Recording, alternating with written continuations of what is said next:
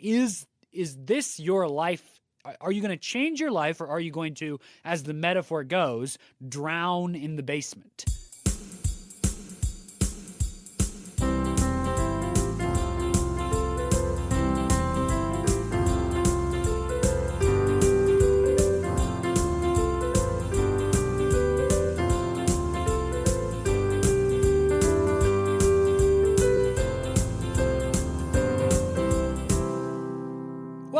Welcome back, everybody, to No Script, an unscripted conversation about theater's best scripts. I'm Jacob, that's Jackson. We are here today to discuss another great script, another great piece of American theater from two American theater giants.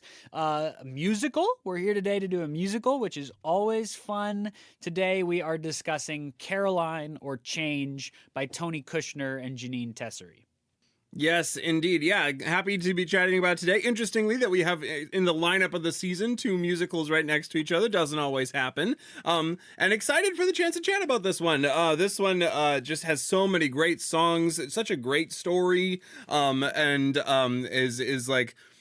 Interestingly, we often talk about kind of plot and what moves for characters in musicals, and sometimes that's hard to do. I don't feel like that's going to be a problem with this script. I totally agree. I was blown away. I mean, I've encountered Caroline or Change before, but coming back to it this time, I was really blown away by it as a piece of drama writing.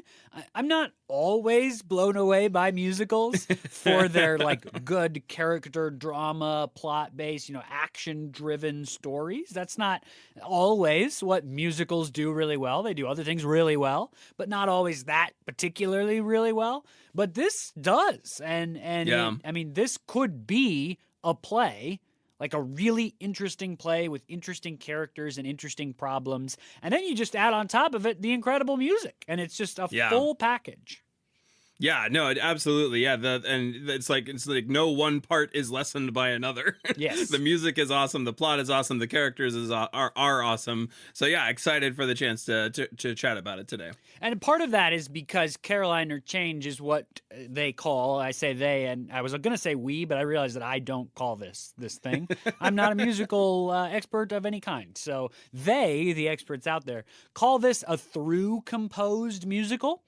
The idea being that it is sort of one continuous piece of developing music rather than with breaks and repetitive choruses, repetitive verses. So apparently they say, and I'm speaking from ignorance here, but that like a through composed piece of music does not have repeating verses. So when you come back to a new verse, a new set of lyrics, the chorus, whatever, you're not coming back to the same melody.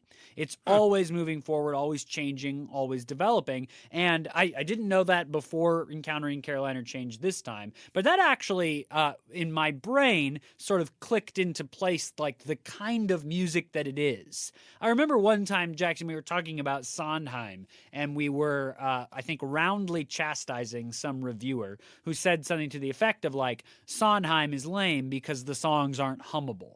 Basically the idea that the Sondheim music is too complex, too non-melodic at times, and that's not what people want. And as we were listening to Caroline or Change, I actually had flashes of that. It felt Sondheim to me in that it's not really... Like, I couldn't, at least, and I'm like, I would call myself minimally musical. I would have a hard time singing along to Caroline or Change. And I think part of it is that it's not, the music is not very repetitive, but to me, that ends up feeling more like the action is progressing, more like a play or a good movie or just a good piece of acting, because I'm not distracted by this idea that we're coming back to melodies that were there before. It just feels like a really good story where instead of speaking, the characters happen to be singing. Yeah, I know, I agree. And the other thing that I noticed in it was because you're doing so much work in the actual lyrics themselves and never changing and always progressing it along, there's a lot of like really interesting rhyme schemes and things like that. And also it like because you're not like being swept up, you are being swept up emotionally as well, because the music is awesome and all that, and the characters are going on a great journey. But because you're not kind of in the repetition of it, you also have, I had this weird engagement of my brain as well, because I'm like, not only am I like listening to the stirring music and resting kind of on my laurels, receiving a refrain over and over, but instead I'm listening intently to what the lyrics are saying, because they matter so much. And so the engagement was really different that way too. No, I think you're right that it does put the emphasis more on the lyrics, and more on the lyrics as dialogue, like as negotiation. The other thing that it does, which is similar to other musicals where like 95% of the show is music, right? Like it's not dialogue scenes and then a short song, dialogue scenes and a short song. This play, this musical is all music. It's music through. And what that does is put the emphasis on when there's not music. So when the music cuts out and someone just speaks, I immediately go, this is crucial. Whatever's about to happen is important. And I think in like more, I don't know that traditional is the right word, but in the other kind of musical where it's mostly dialogic and then there's songs, it puts the emphasis on the songs. The important stuff happens in the music. And it's not like important stuff doesn't happen in the music here, but when the music cuts out and a character just speaks, I immediately know that it's important. Something crucial is happening in a weird sort of reversal. Sort of like Les Mis, right? Like it feels like in Les Mis, when the music cuts out, somebody's about to die. Right. Yep. Les Mis, Hamilton, all of these ones that like have primarily music all the time. When there's spoken lines, it's impactful for sure. It also has the benefit of meaning that the album of this play, both the original cast recording and the revival, as we'll hear about in a minute, is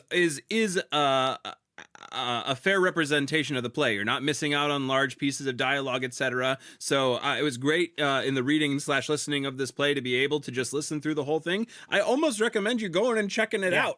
Yes. Because it's, I mean, ahead of the conversation, if you want to kind of know everything that we're going to be talking about, it's a great way to engage the play. It's on Spotify. It's I'm sure it's wherever music is sold, etc. You can find multiple recordings that are the full play, which is great. Yeah, both Broadway productions have cast recordings that, are just the full thing. There's very, very short snippets of stuff that's skipped, but really, as with, it's sort of like listening through Les Mis, you really get the whole thing, which is amazing. You're able to sit and experience like an audio version of this story. Yeah. Now, I will say, with this musical, it is confusing.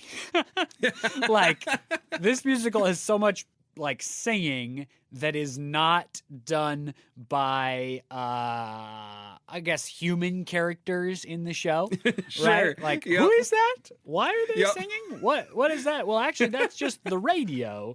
But the radio is people, of course, we'll talk about all that, and we're as you can tell, we're buzzing. Caroline Change. We're ready to go. It's so awesome. You should definitely check it out. Listen through. You'll be moved. It's just an incredible story. I'm gonna rant and rave later about the way in which this play is written, and I'm gonna catch myself saying play, I think, a lot, because it feels to me a lot like just a well-written play. For sure. Exciting thing.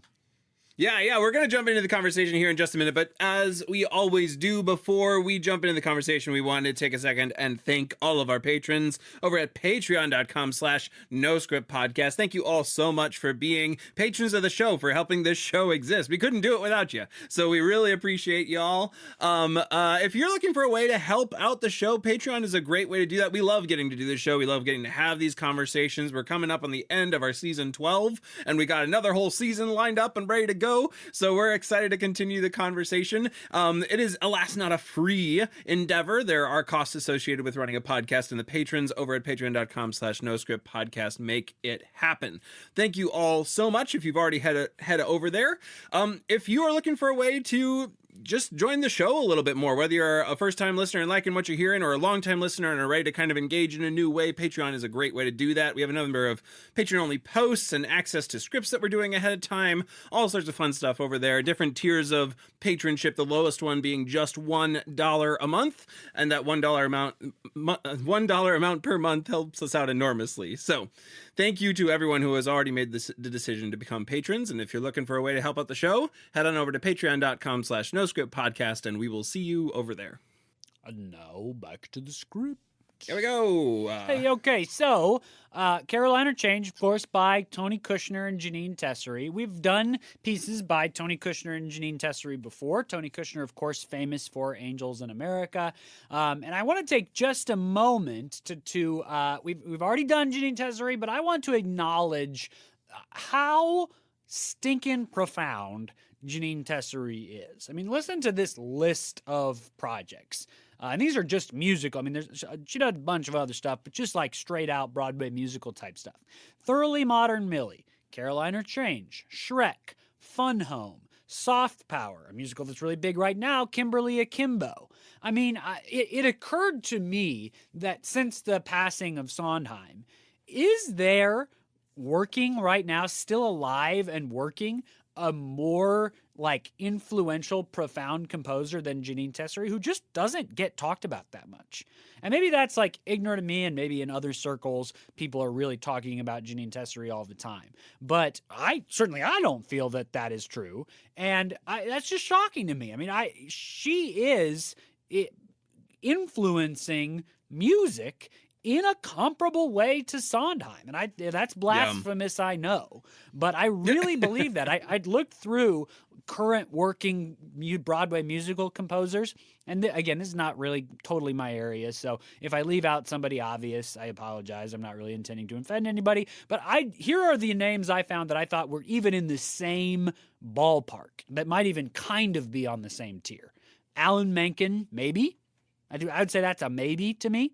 Lin-Manuel Miranda, I would say Lin-Manuel Miranda is maybe even more popular, although perhaps less influential. And then Jason Robert Brown. Those are the only names I could come up with that I could even like say were in that realm of just how much work and the number of those musicals that are like major musicals of the 21st century is incredible. I mean, even something like Shrek. Anybody you know that's listened to Shrek has probably said something to the effect of like, that score has no business being as good as it is for Shrek the music. I mean, that's like the general perception. And I don't know. I don't feel like Jeanine Tesori gets the credit that she deserves for what she does. Yeah, absolutely. Yeah, the so many of the awards, the really interesting projects like bringing 12th Night in and things like that. Like this, so many cool things, and excited that we are getting to return to her work today.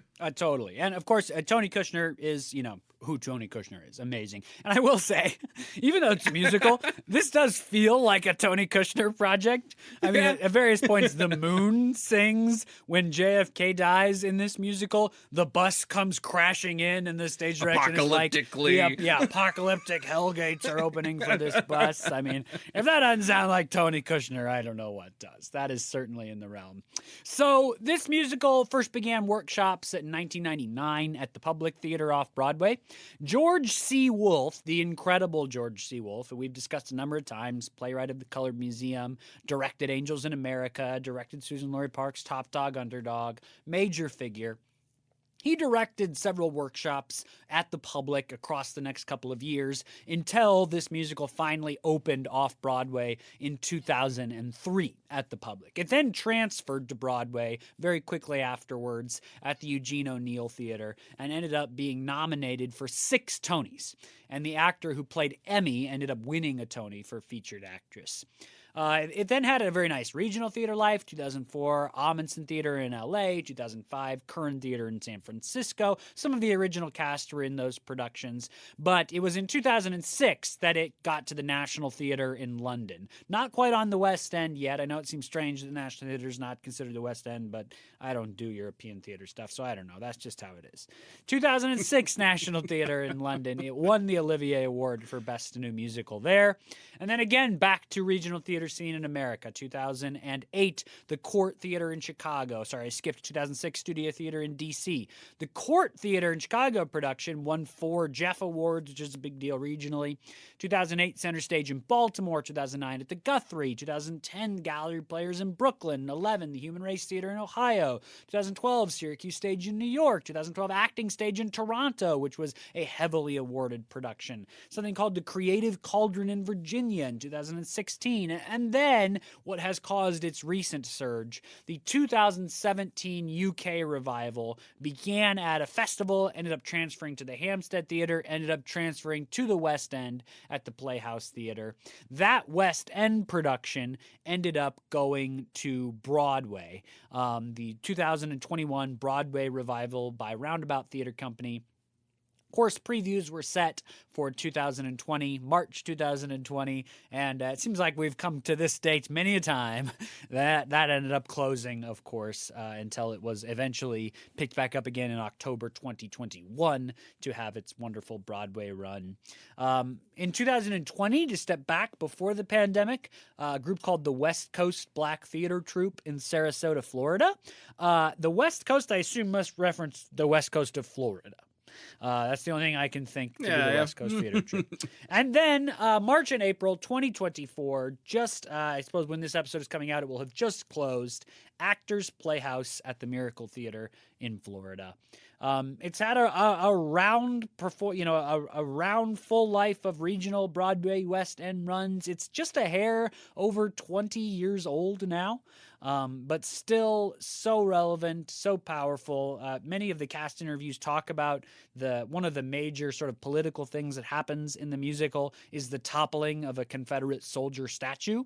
And again, this was premiered in 2003. And in 2024, we are, as a culture, working on grappling with the toppling of Confederate statues across America. So, really relevant, really interesting, great life. Tony Kushner and Jeanine Tesori basically can do whatever they want. Maybe they don't feel that way, but I certainly feel that way. So West End and Broadway are the place for their stuff. So that's not surprising in any way, but still hats off to them for a great life of Caroline or change.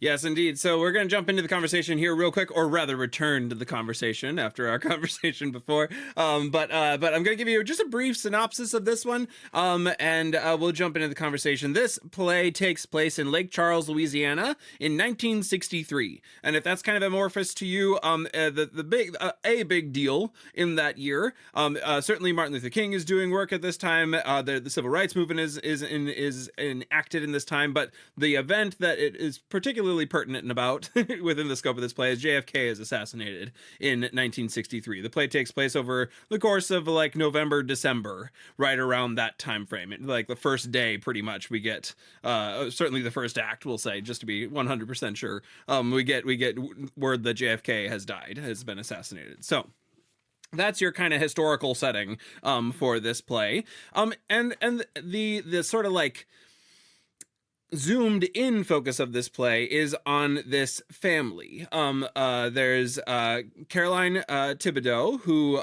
works as kind of housekeeper / maid in the house of the Gelmans. And the Gelmans are a family who sort of the Gelmans. Stuart Gelman is from here in the area of Louisiana, but he has a lot of connections up north as well. They're a Jewish family, and they have recently gone through a tragedy. Betty, Stuart's wife, and Noah's mother, who's going to be an important character as we go along through this. Noah, the young son of Stuart and Betty. Betty has died. She's died of cancer, likely ascribed to a lot of smoking, and she has recently died, not too long ago.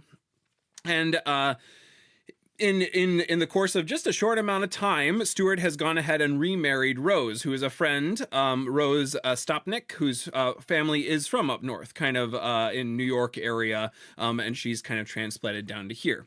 In that time, Noah has kind of continued to grieve as appropriately so, and he's kind of continued his relationship with Caroline. Now, Caroline is her realm primarily is this basement laundry room, where she is in. Often she kind of is focused on the laundry a lot of the day, and that's when Noah comes down and hangs out with her. They share cigarettes. To be fair, I don't think he smokes them. I think he just lights them for her. That's what we'll say. Yeah, but it is strange.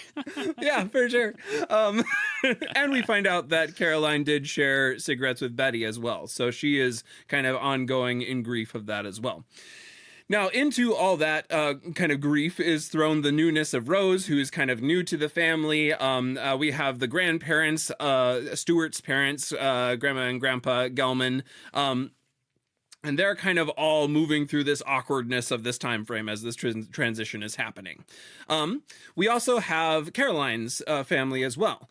We have Emmy, Jackie, and Joe are her kids. Emmy is kind of the oldest daughter of the family. And then we also have her friend Dottie as well, who is also kind of a housekeeper and is sort of pushing her often because Dottie is like going to school and getting an education, and Caroline is just trying to kind of get by and do the best that she can for her family in this job. So there's some friction between them about those two different modes of life. The inciting incident of kind of why we're focused on them in this particular time is Rose has a slight annoyance that she moves into and tries to fix around Noah. Noah continuously leaves change in his pocket. And Rose is kind of concerned that he's like kind of without structure right now and doesn't really know the value of money. And so she comes up with this plan that she hopes will kind of discipline Noah to not leave his change in his pocket anymore. And she kind of thinks will help Caroline a bit out. And to what degree Caroline wants her help seems to be kind of low. But she goes for it anyway. And she tells Caroline to start taking the money that's in the change pocket, in the pockets of Noah, not giving it back to him, but like helping him learn some consequences for leaving change in his pocket. Some back and forth happens around that, and we'll talk about we'll get into the details later. I'm going to just continue at a cruising pace over this play. So this kind of continues to develop. More and more changes left, and Noah starts to pick up that the change is being taken by Caroline, and he starts to sort of intentionally leave change in the pocket because he loves Caroline, and he wants to try to figure out some way to kind of join her family. There's a really kind of compelling song where he sings about what it would be like to be in Caroline's family. And Caroline is starting to realize that this influx of change is actually helping quite a bit. She's able to take care of her kids a little bit more, take them out and get stuff that they want. And so she starts to kind of see the appeal of this influx of kind of unexpected money. All of this comes to a head, though, eventually, because the Stopnik grandfather arrives in town for Hanukkah. This is Rose's father, who kind of comes down into town to have Hanukkah with the family, and there is a kind of a big moment where Hanukkah happens. There's also a great kind of clash of ideals between Grandpa Stopnik and Emmy, who's there kind of helping with this larger meal. Again, Caroline's daughter Emmy, and so they kind of have this conflict of ideas. Both of who they're both excited about it, but Caroline is immediately kind of like, this is not the way we should be behaving. Emmy, you're going home. Get out of here. Even though Mr. Stopnik is like, actually, this is the best conversation I've had in a while. Emmy doesn't leave. Eventually, Caroline does leave as a result of that.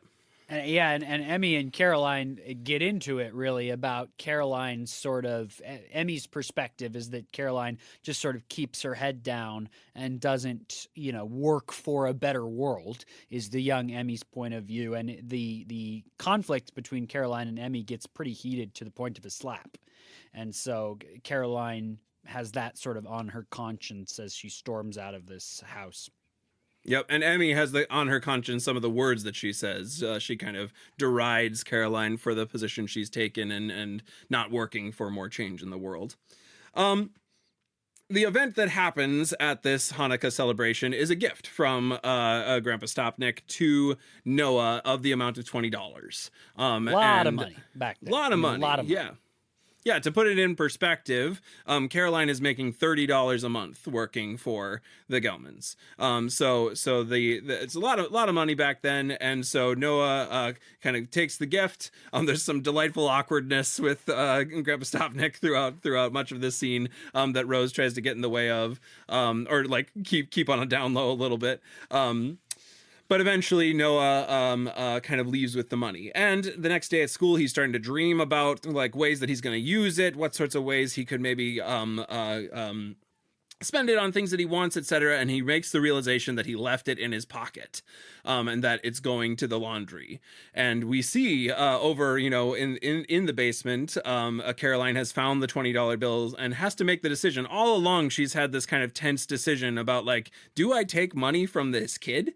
Like, is this actually something that I should be doing? And kind of through the constant requests from Rose to do it, she has been eventually taking it, and through the seeing what it has enabled her to do for her family as well.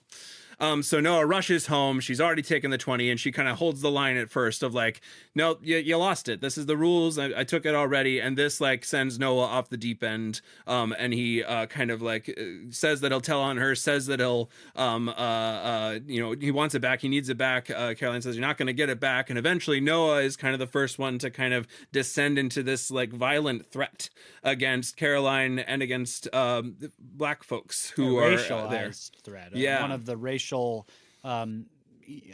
insults, accusations, violence at the time was this idea that when President Johnson took over, he was going to do a great amount of violence against the black people in the country at the time. It was this sort of common thread from the more radicalized side of white America. Yep. So he kind of like repeats that from wherever he had heard it in this moment of anger, which prompts Caroline's own moment of anger, where she essentially says all Jewish people are going to end up in hell. And so you have this like this relationship kind of fall apart in this moment. Caroline takes out the 20, kind of gives it back to him. Here's your 20. We're never going to talk again, essentially. And she leaves, and kind of the next set of days are this kind of tense time where she leaves for something like 5 or 6 days for sure. Like 5 days go by, maybe a week goes by. And she kind of deals with whether or not she's going to come back. Rose deals with some guilt about maybe her role in kind of setting this out. Her dad, Grandpa Stopnick, doesn't really help allay any of that guilt. In fact, he kind of drills some of it home. But what it kind of culminates in is Caroline and Dottie having a follow-up conversation where Dottie says, you have to figure out a way to change. And all along this time, Caroline has been talking about how she's kind of locked away this time of her life when her husband, Larry, former husband, Larry, kind of went away to war and came back and couldn't find work and ended up kind of descending into drinking and some real kind of physical abuse of that. Even though that she loved him very much, there was not a way forward for them with the amount of abuse there. So she's been kind of like dealing with going back to that while she's having this way forward of supporting her family. And her kind of like big culminating song is about like, is the money worth it for what it's doing to me? I want to go back to where I was before I let the money kind of do this. And it's a question that she kind of like continues to ask throughout that song. So,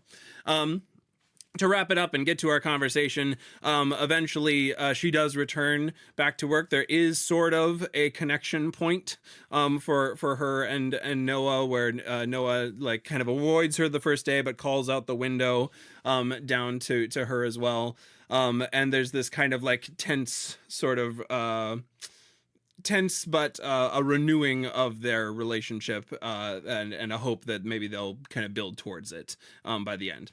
There's so much more, though, that's going on in this play. The washer sings. The dryer sings. There's a bus that sings. I do want to just note, though, before we finish up with that the end is Emmy, who tells us that she was part of the group that toppled the statue. So she has been involved in some sort of counter-protest in terms of activism. And then the other Thibodeau children come out and they basically say, it's up to us to make a better world. That kind of heartbreaking end for Caroline's song is the prayer song that you described. What has the money done to me? It sort of ends with Caroline saying, like, take away, to God, sort of take away my hopes and dreams. I can't afford them. It's a heartbreaking end for this character in this particular story. But then I think it is the children stepping forward and saying, because of the work, the life that our mother has given us, we are going to be the ones to make change. So I think that's the direction the musical is hoping your sort of hope-filled heart leads, but there's no denying that Caroline's final prayer with God is quite Tough. hard. I mean, Yeah, this is one of absolutely. the lines, and not like an early line. This is like a late line in the song. This is like where she's landed after singing through this thought process. She says, "Take Caroline away, 'cause I can't be her. Take her away, I can't afford her.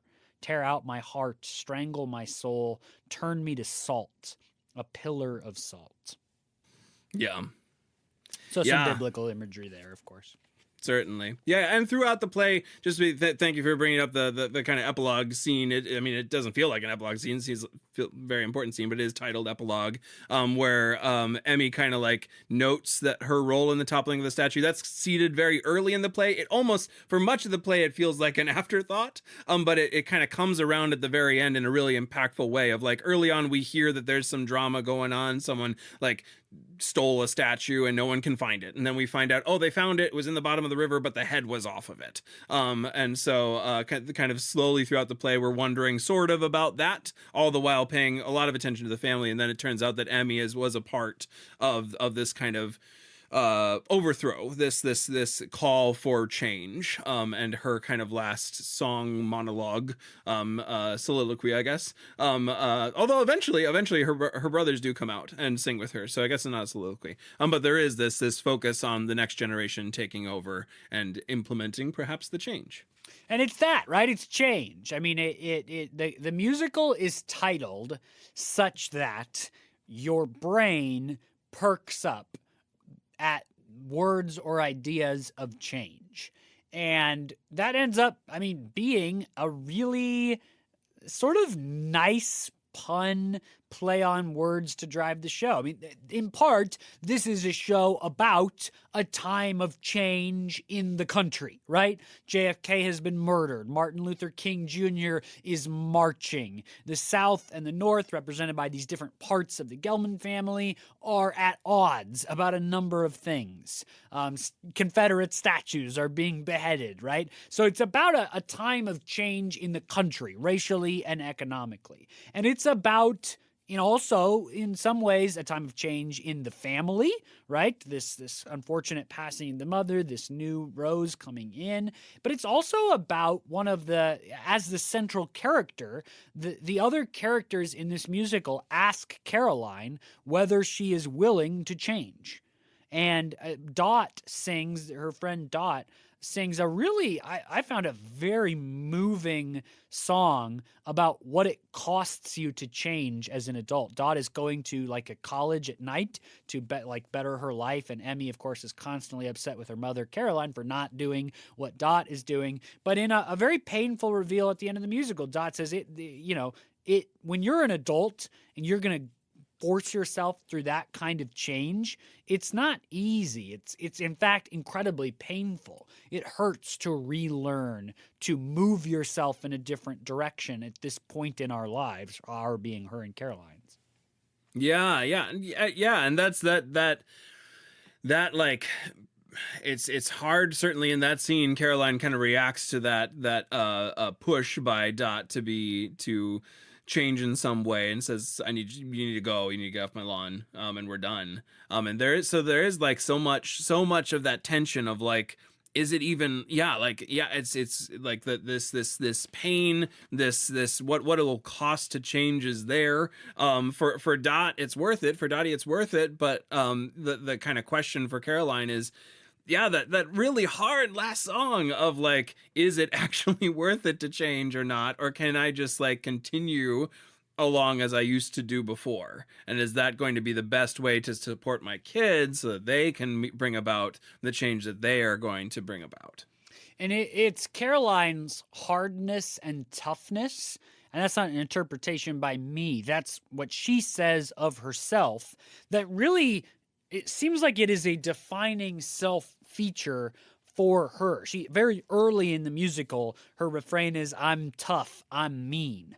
And it's sort of the answer to why she's not going to take this extra change, right? Is like, I'm not taking change from a kid. I'm too tough. I'm too mean for that, right? Like, I'm world hardened in a way that makes me practical, that makes me driven, that pushes me to do what I need to do for my family. And then after the act break, when we come back into Act 2, the very first thing that happens is we learn Caroline's sort of life history in some, especially her relationship with her former husband. And as you say, her former husband came back from Japan and ended up drinking and jobless and ended up punching her. And the story Caroline tells, with the help of the washing machine and the dryer and the radio, is that Caroline basically says to herself at that moment, that's never going to happen again.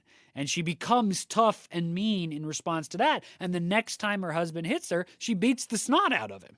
And that's how she tells the story. And he runs away, and that's why he's gone. She just beats him up.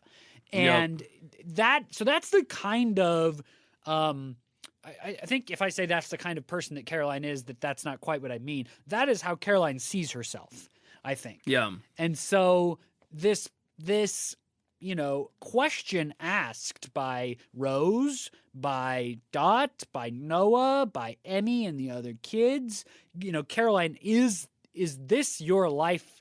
Are you going to change your life, or are you going to, as the metaphor goes, drown in the basement of the house, right? I love that metaphor of the sort of Louisiana soil being filled with water, right? The musical opens. There's no underground in Louisiana. Nobody has basements. This particular family is like the only basement in the whole town. But the idea that underground is where you drown. And so Caroline, because she works in a basement primarily all day, is in danger of drowning there. Maybe not literal physical danger, but emotional danger. Yeah, definitely. The kind of last song, again, one of the like really impactful songs. If you see any sort of ad work for this play, if they include a song, they often include this song around like slamming the iron down. That's I feel like, yeah, she's definitely like kind of singing about how she views herself, and she says, what did God give me this arm for, if not to do this? So yeah, there is that, and there is this kind of like sadness of having to be, undergrounds in the drowning, but also like, and not but also, and there is a there's another line in that song talking about how she names how strong people are going on marches and doing the work of civil rights and things like that, but she says that no one is as strong as me, and so I will go back and continue to slam the iron down.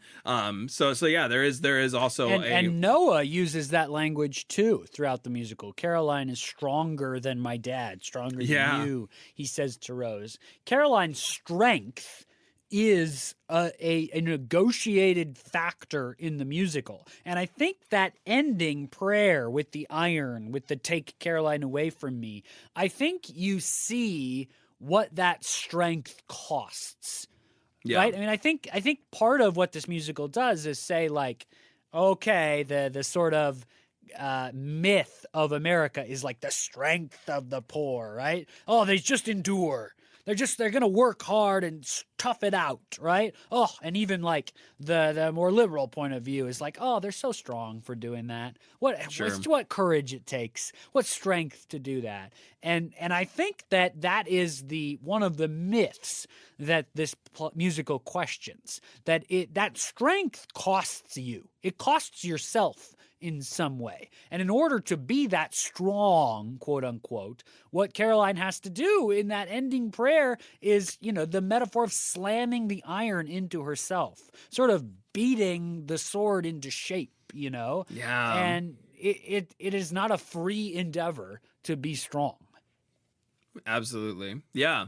And it's and then it's I love that there's kind of one more song that she sings after that kind of like proves the fact that there's also like there is a cost, and there is like real grief going on for her as well. Every other character prior to this kind of last moment right before the epilogue where she's singing with Noah has expressed some grief over this absent Betty, and you don't really know exactly we don't get like there's no ghost scene, there's no like memory scene, like we don't meet Betty in this play. We just see the whole. The only thing that I would say about is, and I'm not musical enough to be able to tell this, maybe you are, or maybe one of our audience members is, Betty was a musician, Stuart is also a musician, Stuart plays the clarinet, there's clarinet throughout the musical. I'm not good enough to identify if there is any prevalent bassoon. And if there is, I would say that Betty does come back as a sort of auditory ghost. That's true. Yeah. But I don't know that well enough to be able to identify it. Yeah, there's absolutely you're spot on. There's absolutely moments where the bassoon kind of plays a motif and comes in. Sometimes it kind of weaves. There's a lot of scenes. We probably won't have time to get to how many scenes, like what Stuart is going through. Like there's a lot of scenes with Stuart playing the clarinet, and a lot of those scenes do have a bassoon kind of floating through it. I think at least I didn't read the sheet music, but it sounds to me as if it's true. Sure. But also in this last song, Caroline specifically brings up the bassoon. Yes. And she kind of it's like she's talking to Noah about what it's like to be underwater. Because let me just set that up. Because the other way the underwater metaphor is used, and this is how you know the writing is good, right? There's a metaphor established. Everywhere. Everybody can establish a metaphor. Anybody who's worth their salt as a writer can do a metaphor. That's the easy part. The hard part is using a metaphor in more than one way. That's what's incredible. And so in this musical, you see it all over. The underwater metaphor is used throughout, including Noah's constant concern that because there's no underground in Louisiana, there's only underwater, right? That's the metaphor. Well, if his mother's dead, what happens when you're dead? You get buried.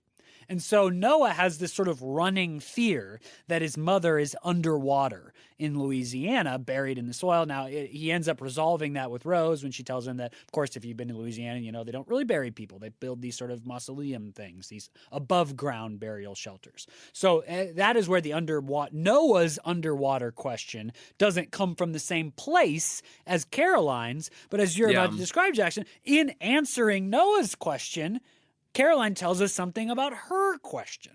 Yeah, definitely. And she tells, she kind of responds to Noah's question around what it's like to be underwater. But she said one of the lines she says is it's like the wooden sound of your mama's sad bassoon. And so and she kind of in this monologue she lets us know kind of for the first time in the script really from Caroline how much she misses Betty. So and that like really kind of brings it back around to like what the grief of this crew of folks is going through, but also like to the very end, Noah asks, and sharing cigarettes, do you miss sharing a cigarette? And she says, you bet I do, Noah. And that again, another double metaphor in there, because sharing cigarettes with Betty obviously could have happened, but also there's also their relationship as well, that they kind of shared this moment of a cigarette as well, so there is a longing for that too.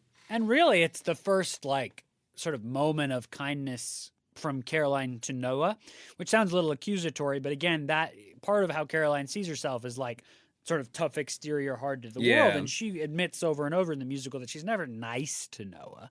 It's not her job to be Noah's caretaker. She's not hired as a nanny or something.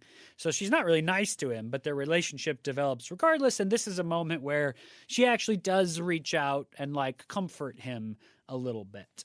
I want to talk about to continue on with the change conversation. Of course, we've talked about internal change, the question of whether a person can change, whether like external poverty circumstances make it more difficult to change. Like all that is questioned in the musical. And brilliantly, it's questioned through spare change, right? So that's the change pun. For one of the classes that I teach, I ended up talking about this music a little because I think it's this really stellar example of a feature of drama writing that we've worked on, is this idea that to develop an interesting character with an interesting problem, one way to do that is to give them a goal, right? And then create a list of things they would not be willing to do to achieve their goal, for moral reasons, for self-identity reasons, right? And then, of course, good stories force characters to do things they would not otherwise do to achieve their goals. That's what makes it hard to achieve their goals. It's what forces them to change. It's what makes it, problematic. All this great stuff from stories. Some of it comes out of just that simple construction. Give them a goal, the things they're not willing to do to get that goal, and then force them through the story to do those things. What's great about this musical is that it is a perfect example of that, because Caroline wants to provide for her family. That is what she does, right? She is the provider. She's got 3 children at home. She's got another son off in Vietnam. So she is the provider, wants to provide for her family. The thing she's not willing to do to achieve that is to take money from a little boy. Right? As soon as Rose comes down and says, you should just keep the change you find, Caroline's like, I'm not doing that. Right. I'm not stealing money from like an 8-year-old. Like, that's not happening. And then, of course, what happens? Because it's a good story. Circumstances, other characters' decisions, all that stuff put Caroline in a position where she starts to be willing to do that. It starts with just coins, right? If there's coins left, I'll keep them. But the first time a dollar bill comes around, no, I'm not willing to do that. But then things start happening. Okay, fine, I'll take the dollar bill, right? And then that resolves itself in the big conflict of the late part of the musical. Now it's not just $1, it's a $20 bill. And then, the great writing is, of course, that happens from the flip side, too. What is Noah willing to do to establish a relationship with Caroline? He's willing to give her spare change. He's even willing to give her $1. But he's not willing to give her the $20 bill. That's a lot of money. It's this big thing from his grandpa, and that's the thing that becomes the negotiation tactic. We see Caroline change over the musical because we know from the beginning she's not willing to do this, but then she is a little. Then she is a little more, and then the big question is presented to her. Is she willing to or not do this thing? And that is such like simple, beautiful character writing. That Caroline does something she is not otherwise willing to do, and that's what we want to see from stories, And it's set up. It's set up so well because of its repetition, because of the journey that we go on with it. When a new thing shows up, we're kind of already we're ready for it. When the 20 shows up, there is this like. Noah just got a 20. It's certainly going to end up in the laundry. Of course. You're totally right. The moment that he opens the gift and it's a 20, every person knows what's going to happen. At that point, the course is set. And it's part of the drama. We see, okay, now this is it. And the moment that it arrives too is one that is fraught, right? It's the scene where Emmy and Grandpa Stopnik are arguing. It's this big dinner. It's this scene where Emmy and Carolyn are arguing, and there's all of this angst going on. And so when the 20 shows up, you're set up, you're ready to go. And then when it pays off, there is like both this satisfaction that it did pay off and that we were not the rug wasn't pulled out from under us or something like that. And then after the satisfaction is the tragedy. You sit there and you watch as it unravels in front of you.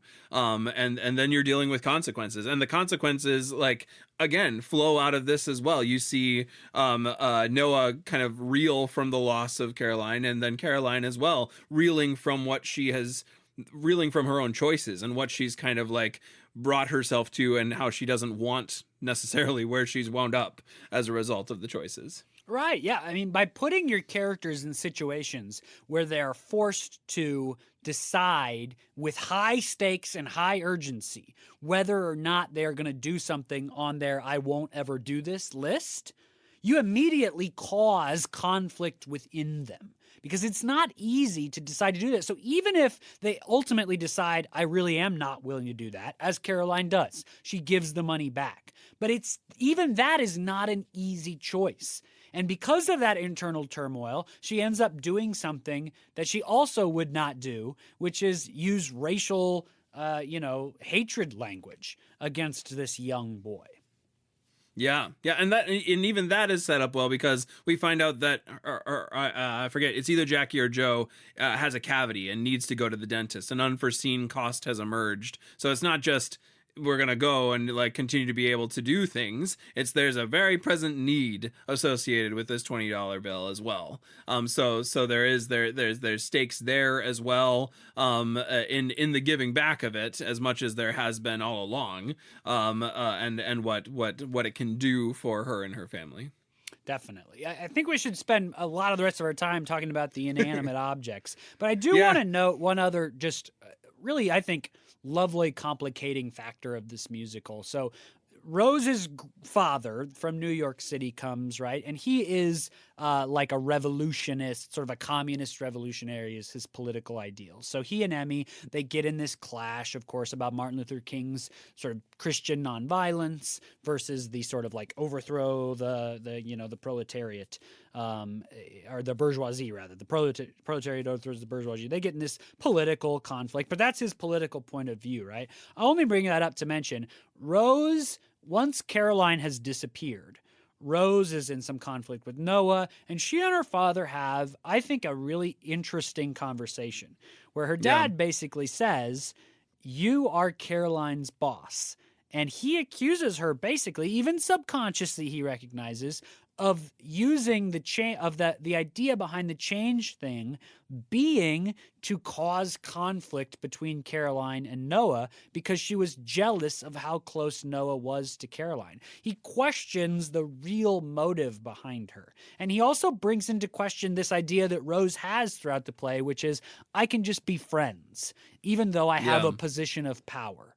And if you're a person that has any positions of power, you know that those relationships are fraught with, even unconscious abuse of that power. It's why more and more these days we're putting protections around having power, around how you can use power. And I love the small political question that I think is posed there. And it's not that Rose is being accused of being a bad person or anything like that. But I think her father pretty aptly calls into question her idea that I can just help out and we can be friends and there's nothing else going on. And I think he really says to her, are you sure that's true? Are you sure that's true? Yeah, there's two really compelling triangles in this in the kind of like sub area, not even sub area, but like at least for our conversation today, will be sub area of Rose and Noah and Caroline. And I think you've talked about that, and Grandpa Sopnik kind of jumps in and like addresses that directly. There's a really great triangle too between Rose and Stuart and Noah that they are trying to navigate because Stuart can't connect anymore because he's lost kind of his access to love, and so he can't connect to Rose and he can't connect to Noah, and Rose is knows Noah's in pain, is trying to help, but is also trying to get Stuart to like love her. So there's two really compelling triangles there too. A lot of great music around that as well. Yeah, and I mean, it again, to go back to the change thing, it's like, how smart is the writing that it's about cultural change, it's about individual change within Caroline and within the family, and the way that all those three things are brought together into one conflict is around like spare change from your pocket. I mean, just really, really smart there. But the other thing that goes on in this musical is, as you said earlier, and I dodged away from at that moment, like, the washer and dryer are characters who sing, who negotiate with Caroline. The radio is this really lovely chorus that sings, that parrots, that talks. The bus, the moon, the world around these characters speaks to them and lives in their ear and in their head. There's a lot of great like kind of spectacle generated from these characters. A lot of the big numbers involve these characters, but also I think the most compelling ones, certainly the bus is a cool one, but the most compelling ones for me are the washer and the dryer, because they're two really distinct voices. And they kind of weigh in at very particular times and in different ways. I would want to like really make a study of it to like say that this is the archetype that this one holds and this is the archetype that the other one holds. But regardless, the the washing machine chiming in and the dryer chiming in, and then the moon above being this like operatic, like soaring, ethereal call to something more often. All of these like sort of like unreal, pseudo real, supernatural maybe characters are woven throughout the play, to the point that like even as you said earlier, that we both said like give it a listen. I was like, well, that's true. I was helped by the script to know which one was singing when, because it does matter who, because they kind of chime in with these like below the skin level critiques, almost like interior monologues for the characters, that kind of chime in and lead them towards one thing or another. Yeah, I think it is a really nice landscape, because the play, the story itself is pretty human, character based, good bad choices based, but of course it's also a musical, so there's also this feature that the characters are singing everything. And I find all this sort of extra real stuff, not that it wouldn't happen in a straight play, of course it does all the time, but it ended up being sort of part of the fabric of the like inner life of these characters coming out through their songs. The characters regularly are in dialogue, in negotiation with each other, and then step out to the audience to give us their internal monologue. And I ended up sort of experiencing the washer, dryer, radio, moon, bus stuff as a version of that, as a sort of unzipping, sometimes of the characters, and sometimes just like weirdly of the fabric of the world around them. Yeah, especially again, I would want to like do a really careful look at this to be sure if this is right, but certainly a lot of them, the times that they chime in, are in conversation with Caroline. And yes. give us a window into kind of Caroline's perspective. Yeah. And so because so much of Caroline's work that she does and how she presents herself to the world with this strength has to do with her like sitting on what she would really like to say in order that she is so she's able to kind of continue to support her family, to continue to achieve the goals that she's set for herself. It would be hard without like, you know, an aside monologue or something like that to get access to that. But the washer and the dryer always being around, the radio always being around, there's always a way to kind of like check in with what's going on with Caroline and hear kind of what's under the surface, as she kind of weaves her way through these complicated moments. Yeah, and it also, I think, tells us something about Caroline, that she spends so much time, energy, emotional effort, all that in this basement, that I don't know that it's like really true in her experience of the world that the washer, dryer, radio like speak to her in some sort of like psychotic break kind of a way. But I think it is a representation of the personality and the influence these things have in her day-to-day existence because of the time put into them. And the bus itself, you know, she rides the bus every day to get to and from work. And the moon, she comes to work while the moon is still up. She leaves while the moon is still up. Part of it is it tells us about the nature of her day-to-day existence.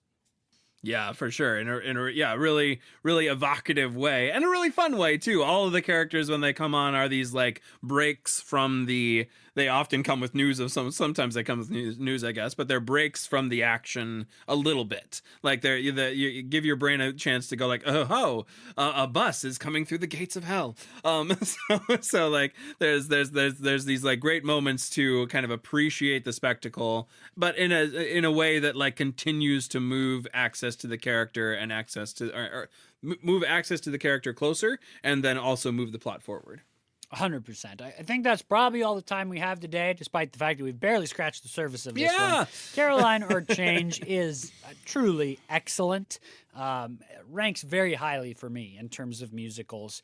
I love that it is musical. The characters are, you know, the clarinet, the radio. I love that music is a feature of the world in which this musical exists. The worst musicals for me are the ones where like music is no part of the world, and so for some reason there's just music. So I love that. I love the great, just simple, choice-based story, right? These characters make decisions to work on each other to get their goals, and out of that, the story is created, and then the incredible music is layered on top, rather than sometimes you find musicals built the other way around, and that's just not my speed. So I am grateful for being able to re-encounter Caroline or Change. Just great. Yeah, I am as well. Glad for this conversation, and glad the conversation doesn't have to end necessarily yet, though the time of this podcast is done. We'd love to kind of continue the conversation and extend the opportunity for a conversation out to all of you in podcast land. If you have been around, seen, read, enjoyed, listened to Caroline or Change in any way, we'd love to be conversation partners with that, both to one of us, but also on any of the social media pages to kind of be a space that fosters conversation around plays. You can find us on Facebook, Instagram, or X at the username at @NoScriptPodcast. We also have a Gmail, noscriptpodcast@gmail.com. Find us on any of those sites. We'd love to keep talking about Caroline or Change with you. Absolutely. If you've enjoyed this conversation, any of our other conversations from a nearly full season now, please recommend us to your family, your friends, anybody you know that likes theater, stories, musicals, conversations about writing. Send them our way. They can find us on Apple Podcasts, Google Play, Spotify, YouTube, anywhere you find your podcasts. And hey, 2 weeks from now, special guest episode. Be back with us for that. We will have more info on that coming, but special guest episode in just a few short weeks. We'll see you then. Till then, that's Jackson. I'm Jacob. This has been No Script, the podcast.